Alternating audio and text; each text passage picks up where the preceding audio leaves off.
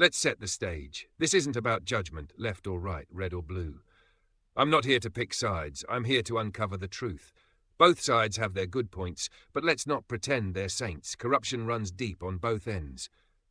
It's time to move past the tribalism and see things for what they are. Truth isn't partisan. It doesn't care about your team, your party, or your ego. It just is. That's the side I'm on.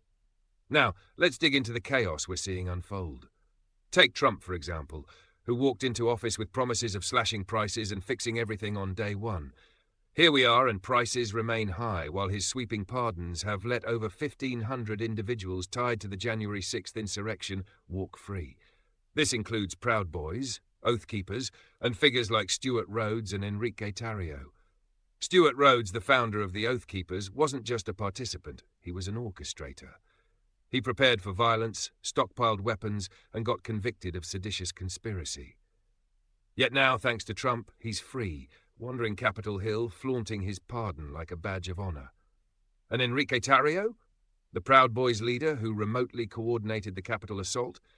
His 22-year sentence has vanished, leaving us to wonder, how do you hold extremists accountable when their leader in Washington lets them off the hook? And let's not forget Ross Ulbricht, the man behind Silk Road. While his platform was innovative, it wasn't visionary, it was criminal. Drugs, human trafficking, and weapons were traded freely under the guise of anonymity, facilitated by Ulbricht's creation. His 2 life sentences without parole were harsh, yes, but his pardon sends a chilling message. Crimes on this scale might be forgiven if you become a political pawn. The ripple effect on cybersecurity and law enforcement's ability to prosecute future cases is catastrophic. Trump's actions aren't just a betrayal of the justice system, they're a rallying cry for chaos. Pardoning these individuals undermines accountability and fuels the belief that extremism, violence, and law-breaking can be excused if the political narrative fits. It's not law and order, it's loyalty over principle, plain and simple.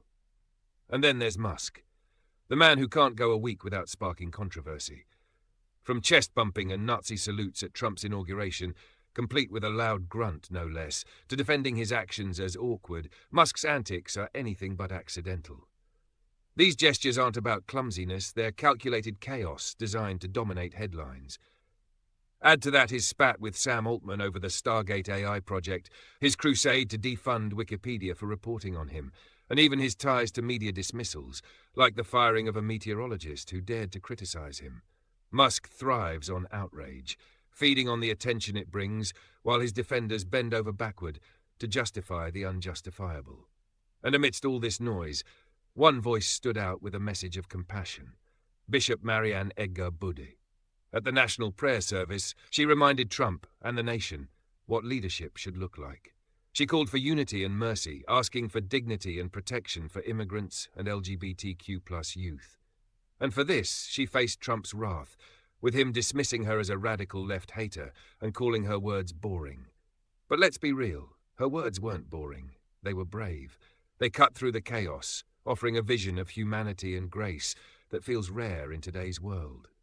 And let's not forget the trolls and fanboys who flock to defend these figures. They follow a predictable playbook, deny the truth, deflect with insults, and project their insecurities onto anyone who challenges them. It's not about engaging in genuine debate, it's about protecting their fragile egos. They argue not to learn but to win at all costs, even when they know they've lost. It's chaos for the sake of chaos, amplified by leaders like Trump and Musk, who weaponize it for their own gain. But here's the thing, all of this brings hope. Hope, because every time the truth is exposed, it chips away at the lies. Hope because people are waking up, questioning the narratives they've been fed, and demanding something better. The chaos we're seeing isn't the end, it's the beginning of something new. It's a chance to rebuild, to refocus, and to choose connection over division. The more we hold those in power accountable and call out the patterns that divide us, the closer we get to a world driven by truth, not fear.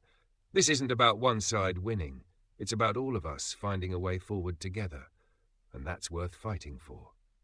Cheers, legends.